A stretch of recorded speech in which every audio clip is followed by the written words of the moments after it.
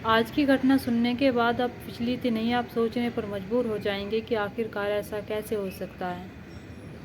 आज की घटना में एक मामा जो अपने भांजे को बहुत प्यार करता है, एक मामा जो अपने भांजे की पढ़ाई लिखाई के लिए पैसे भी देता है, लेकिन इन दोनों के बीच आखिरकार ऐसा कैसे हो सकता है। इन दोनों के बीच ऐसा क्या हुआ था कि भांजा जो होता है अपने मामा की जान ले लेता है, अपने मामा का लिंग काट कर वो पुलिस स्टेशन पहुंच जाता है। इधर भांजा जो उसे अपने पिता समान मानता था, जो जिसकी नज़रों में उसकी इज्जत जो होती थी बहुत ऊपर होती थी। आखिरकार इन दोनों के बीच क्या होता है क्या नहीं होता है, ये जानते हैं हम इस घटना के माध्यम से। चले तो बिना देरी के इस घटना को शुरू करते हैं और जानते हैं कि यहाँ पर क्या होता है। नमस्कार, आदाब, सत श्री अकाल, हर हर महादेव। मेरा नाम रूपा है और आज की ये घटना राजस्थान प्रदेश के जयपुर के ही सटा हुआ एक गांव है, वहीं का रहने वाला एक लड़का जिसका नाम करीम होता है। करीम की उम्र जो होती है 16-17 साल होती है। करीम ने अभी 10वीं क्लास की थी। 10वीं क्लास करने के पश्चात ही वो अपने घर आता और अपने माँ बाप से आकर कहता कि मम्मी पापा मुझे डॉक्टर बनना है, मम्मी पापा मुझे साइंटिस्ट बनना है, मुझे वकील बनना है। यानी कि उसके जो सपने होते हैं बहुत बड़े बड़े होते हैं। इधर माँ बाप जब उसकी बात सुनते, हर रोज़ उसके ये नए किस्से सुनते, हर रोज़ वे सुनते कि हर रोज़ वो कुछ ना कुछ अलग आकर कहता था। कभी वो पुलिस कहता, कभी वो डॉक्टर कहता, कभी वो वकील कहता, तो कभी साइंटिस्ट कहता। इधर माँ बाप की जो परेशानी होती है वो ज़्यादा बढ़ रही थी, क्योंकि माँ बाप के पास इतने पैसे नहीं थे कि वो अपने बेटे को पढ़ा सके। और बेटा जो इतने बड़े बड़े सपने देख रहा था, जिसे अभी पता ही नहीं था कि इसके माँ बाप के साथ पास इतने पैसे नहीं हैं जिससे कि वो उसका आगे एडमिशन करवा सके। लेकिन बेटा को ना ही तो कोई मोटिवेट करने वाला था और ना ही कोई समझाने वाला था। लेकिन इधर करीम जो होता है वो स्कूल से ही सब कुछ सीखता था और स्कूल से उसे शिक्षा मिलती थी कि बेटा तुम्हें बड़ा होकर कुछ बनना है। इसलिए उसके दिमाग में यही सारा फितूर चढ़ जाता है। इधर करीम जब भी अपने मामा के पास जाता तो उसके मामा जो होते हैं बहुत पैसे वाले होते हैं। उनके पास गाड़ी होती है, उनके पास ट्रैक्टर होता है, बाइक होती है, साइकिल होती है। यानी कि जो करीम के मामा होते हैं वे एक गराज में काम करते हैं। गराज से उनकी जो इनकम होती है वो 30-40 हज़ार रुपये हो जाती है।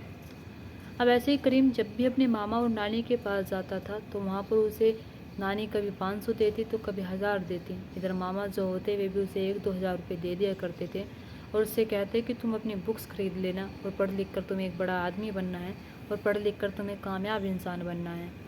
यानी कि जब भी करीम अपने मामा की बात सुनता तो उसे ऐसा लगता कि एक बाप का साया उसके सर पर है। यानी कि उसके एक नहीं दो तो बाप हैं। उसे हमेशा अपनी माँ के भाई में अपना बाप चमकता था। ऐसे ही करीम जब अपने घर आता, घर आने के बाद अपने मम्मी पापा से कहता कि मम्मी पापा आप लोग तो मुझे पढ़ाने के लिए आगे हिचकिचा रही हो, मामा को देखो वो मुझे 1-2 हज़ार रुपये दे देते हैं और नानी भी 1000-500 रुपये दे देती है और कहते हैं कि तुम्हें पढ़ना है लिखना है तुम किताब खरीद लेना या फिर अपनी फ़ीस दे देना, और एक तुम हो कि मुझे पढ़ाना नहीं चाह रहे हैं।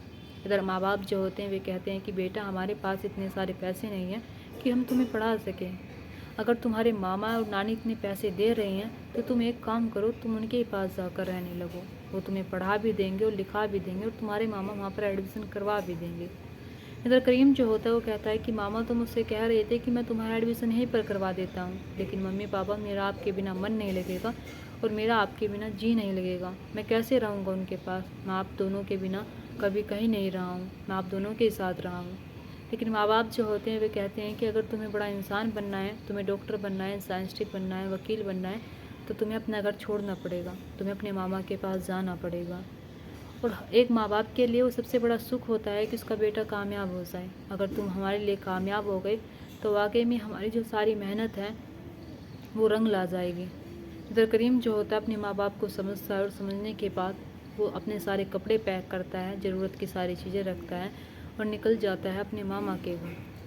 वो अपने मामा के यहाँ पर जब रहने के लिए जाता है तो मामा जो होता है उसका, जिसका नाम अब्दुल्ला होता है, वो उसे एक अलग कमरा दे देता है, उसका एडमिशन करवाता है, उसे कुछ किताबें ला कर देता है और कहता है कि तुम्हें पढ़ना है लिखना है और बस कुछ नहीं करना है। इधर उसे एक साइकिल भी दे देता है जिस साइकिल से वो आता था और जाता था अपने कॉलेज में।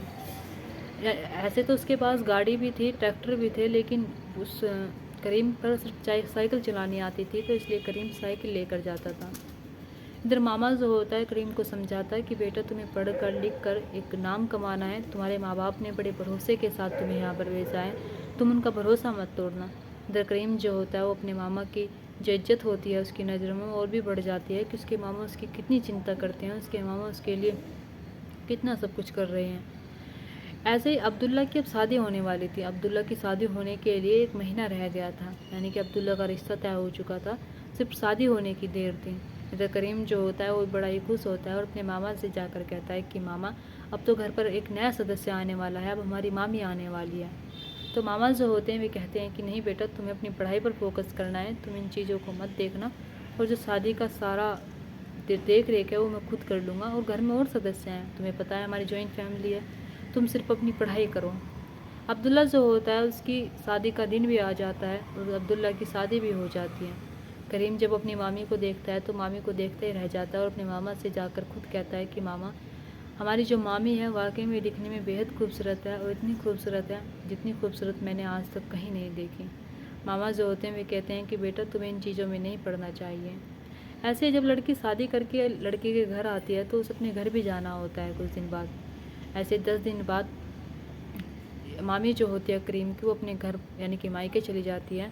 इधर मामा जो होते हैं वो अकेले रह जाते हैं। करीम जो होता है अपने मामा के पास जाता है और कहता है कि मामा अब तो तुम्हारा मामी के बिना मन नहीं लगेगा, मामी भी घर पर चली गई, अब तुम कैसे रहोगे और अब तुम कैसे खुश रहोगे। तभी अब्दुल्ला जो होता है वो कहता है कि मैं एक लड़की की वजह से उदास लग रहा हूँ क्या तुम्हें? नहीं, ऐसा कुछ नहीं है, मेरे लिए तुम हो, मेरे माँ बाप हैं, जिसके साथ मैं बचपन से रहा हूँ, जिनके साथ मैंने बचपन देखा है, वे लोग हैं, और एक लड़की के लिए मेरा मन उदास क्यों होगा? तुम कैसी बातें कर रहे हो? तुम्हारा दिमाग आजकल कहीं ज़्यादा ही चलने लगा है। मैंने तुम्हें कितनी बार कहा है कि बेटा पढ़ाई पर ध्यान दो, लेकिन तुम बार बार ना जाने कैसे कैसे सवाल लेकर आते हो मेरे पास। तभी करीम जो होता है वो कहता है कि मामा मैं आपके पास सोना चाहता हूँ। अब्दुल्ला जो होता है वो कहता है कि नहीं, तुम मेरे पास क्यों सोओगे? मैंने तुम्हें एक अलग कमरा दे रखा है, व्यवस्था कर रखी है, उसमें सारी व्यवस्था है, तुम्हारी ज़रूरत की सारी चीज़ें हैं। अगर तुम्हें किसी चीज़ की कमी है तो मुझे बताओ, तुम मेरे साथ नहीं सो सकते। लेकिन करीम जो होता है वो कहता है कि मुझे पता है मामा आपका मन नहीं लग रहा है मामी के बिना, इसलिए मुझे तो आपके साथ ही सोना है और मैं आपके साथ ही सोऊंगा। करीम जब अपने मामा के साथ जिद करने लगता है तो मामा जो होता है वो भी कहीं ना कहीं करीम की जिद के आगे टूट जाता है और कहता है कि ठीक है, तुम सो जाना मेरे पास, लेकिन शैतानी मत करना और ज़्यादा देर तक जागना मत। करीम जो होता है वो कहता है कि नहीं मामा, मैं जागूंगा नहीं ज़्यादा देर तक, मैं आराम से सोऊंगा और सुबह जल्दी उठूंगा, उठकर पढ़ूंगा और फिर अपने कॉलेज चला जाऊंगा। अब्दुल्ला जो होता है उस अपने भांजे करीम को अपने पास लुटा लेता है और लुटाने के बाद एक दिन लुटाता है, दूसरे दिन लुटाता है, सही चल रहा था, लेकिन जैसे तीसरे दिन वो करीम को अपने पास लुटाता है तो अब्दुल्ला को नींद नहीं आ रही थी, वो सही से सो नहीं पा रहा था, उसकी आंख नहीं लग रही थी। अब उसके दिमाग में ना जाने क्या क्या खुरापाती चल रही थी। उसके हाथ में फ़ोन था और फ़ोन में वो यानी कि अलग अलग चीज़ें देख रहा था, अलग अलग चीज़ों के साथ वो गलत चीज़ें भी देख रहा था। अब्दुल्ला के दिमाग में बहुत सारी चीज़ें आती है। अब्दुल्ला का दिमाग जो होता है वो शैतान बन चुका था। अब्दुल्ला की जो हवस थी अब वो 7वें आसान पर चढ़ चुकी थी। अब्दुल्ला को अब ये नहीं दिख रहा था कि उसकी साइड में उसका भांजा सो रहा है। अब्दुल्ला जब अपने भांजे की ओर देखता है तो वाकई में वो उसकी ओर देखते ही उसके साथ गलत करने लगता है। जब वो करीम के साथ गलत करने लगता है तो करीम जो होता है उस समझ नहीं आ रहा था कि उसके मामा उसके साथ ये सब कुछ क्यों कर रहे हैं। करीम के साथ जब वो गलत काम करने लगता है, वो गलत काम कर भी लेता है, तो करीम जो होता है बैठकर रोने लगता है, और जब रोने लगता है तो उसके मामा जो होते हैं वे कहते हैं कि बेटा रो मत, और तुम रो क्यों रहे हो? करीम जो होता है वो कहता है कि मामा मैं आपको बहुत मानता हूँ और मेरी नज़रों में आपकी जो इज्जत है वो मेरे पिता समान है, आप मेरे साथ ऐसा कैसे कर सकते हैं?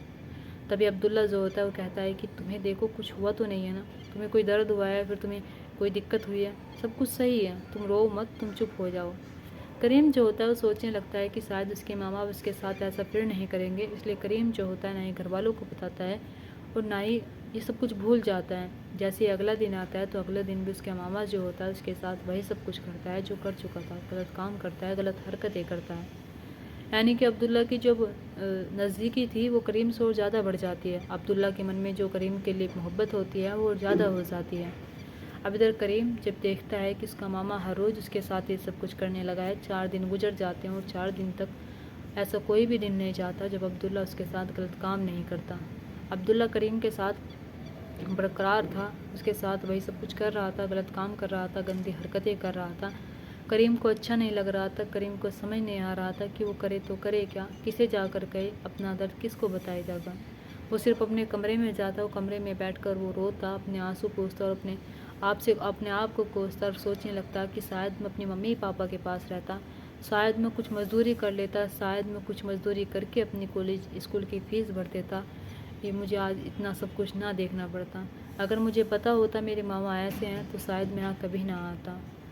अब ऐसे जब कुछ दिन गुजर जाते हैं, कुछ दिन तक भी उसका मामा बाज नहीं आता है, उसके साथ वही सब कुछ कर रहा था, गलत काम कर रहा था, तो करीम को गुस्सा आने लगता है, उसे अपने आप से घिन आने लगती है। अब सोचने लगता है कि मुझे अपने मामा के साथ ये सब कुछ नहीं करना और मेरा मामा बाज नहीं आ रहा है। अब्दुल्ला का जो मन होता है, उसके जो प्यार होता है करीम पर, वो ज़्यादा चढ़ जाता है और ज़्यादा उसके लिए बढ़ जाता है। और अब करीम से वो हर चीज़ पूछता है, करीम को कहता है कि तुम्हें किसी भी चीज़ की ज़रूरत हो तो तुम बताना। यानी कि अब्दुल्ला जो होता है अपनी पत्नी से कम बात करता था, अपनी पत्नी से बात करता ही नहीं था फ़ोन पर, वो करीम के साथ ज़्यादा वक्त गुजारता था और अपने भांजे के साथ ही ये सब कुछ गंदी हरकतें कर रहा था। एक दिन करीम को गुस्सा आता है और गुस्से में वो सोच लेता है कि मैं आज अपने मामा को छोड़ूंगा नहीं। तभी वो प्लान बना लेता है और सारा प्लान के मुताबिक करता है। जैसे वो सोता है, सोने के बाद उसका मामा उसके पास आता है, उसके करीब आने की कोशिश करता है, उसके साथ गंदी हरकत करने की कोशिश करता है। तो करीम जो होता है एक धारदार हथियार रखता है अपने पास, उससे अपने मामा का प्राइवेट पार्ट काट देता है। जैसे ही मामा की चीख निकलती है तो उसके मुंह पर हाथ रख लेता है और उसके सीने पर तब तक चाकू से गोदता है और जब तक मारता है जब तक कि उसके मामा की जान नहीं चली जाती। जब उसके मामा इस दुनिया में नहीं रहते तो करीम जो होता है द्वाल से लगकर अपने आप को रो रहा था, अपना मुंह भींच कर रो रहा था, उसकी आंखों से आंसू आ रहे थे। अब वो सोच रहा था कि अब क्या होगा मेरे साथ, अगर घर के किसी भी लोग उठ गया, कोई भी उठकर अगर इस कमरे में आ गया तो वो मुझे छोड़ेंगे नहीं, मुझे मारेंगे, और ये सारी बातें मेरे माँ बाप को पता चलेगी तो मेरे माँ बाप पर क्या बीतेगी। करीम जो होता है वो उठता है, उठने के बाद चुपके से घर से निकलता है, अपने मामा का प्राइवेट पार्ट उठाता है और घर से निकलने के बाद वो साइकिल उठाता है जिस साइकिल से वो कॉलेज जाता था, उसे उठाने के बाद अपने नज़दीकी थाने पहुंचता है। जब थाने में पहुंचता है तो पुलिस वाले जो होते हैं वहाँ पर उसे देखते हैं तो उसकी हालत देखकर वो हैरान रह जाते हैं, क्योंकि उसके जो शरीर होता है, उसके हाथ होते हैं वे सारे खून में सने हुए होते हैं, उसके हाथ में एक चीज़ होती है, यानी कि अपने मामा का वो पार्ट लेकर आया था। इधर पुलिस वाले जो होते हैं उसे पहले बैठाते हैं, उससे पूछताछ करते हैं और कहते हैं कि ये चीज़ किसकी है, ये सामान तुम किसका लेकर आए हो और तुमने किसके साथ ये सब कुछ किया है। तो करीम जो होता है वो रो रहा था, बस उसकी आंखों से आंसू आ रहे थे। इधर जो पुलिस वाले होते हैं वे अपने उच्च अधिकारियों को बुला लेते हैं, क्योंकि मामला जो होता है बहुत गंभीर हो चुका था, मामला बहुत ज़्यादा ऊपर तक जा चुका था। इसलिए करीम जो होता है वो बताता है कि साहब मैंने कुछ गलत नहीं किया है, मैंने बिल्कुल सही किया है, मैं आज एक राक्षस का ये सब कुछ लेकर आया हूँ जिसने मेरी पूरी ज़िंदगी बर्बाद कर दी, जिसकी वजह से ना ही तो मैं अब कुछ बन सकता हूँ, जिसकी वजह से मैंने ना जाने कितने सपने देखे थे लेकिन उसने मेरे सारे सपने तोड़ दिए। ऐसे जब जैसे ये सारी चीज़ें घर वालों को पता चलती है, इधर जो करीम की नानी होती है अपने बेटे को मरा हुआ देखती है अपने उसके ही कमरे में, तो उसे समझ नहीं आ रहा था कि आखिरकार उसके बेटे के साथ ये सब कुछ किसने किया। लेकिन घर के सभी लोग समझ चुके थे ये सब करीम ने किया है।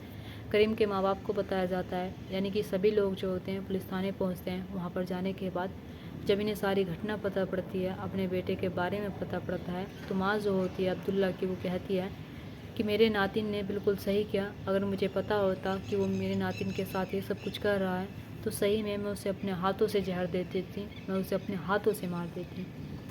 उसने एक नन्ही सी जान के साथ इतना सब कुछ किया, जिसकी अभी बढ़ती उम्र थी, जिसकी उम्र अभी 18 साल ही थी, जो अभी अभी अपनी उड़ान भरने वाला था, उसके साथ इतना गलत किया। अगर मुझे पता होता मेरा बेटा मेरी नातिन के साथ ऐसा करेगा तो मैं वाकई में उसे कभी यहाँ पर नहीं रखती।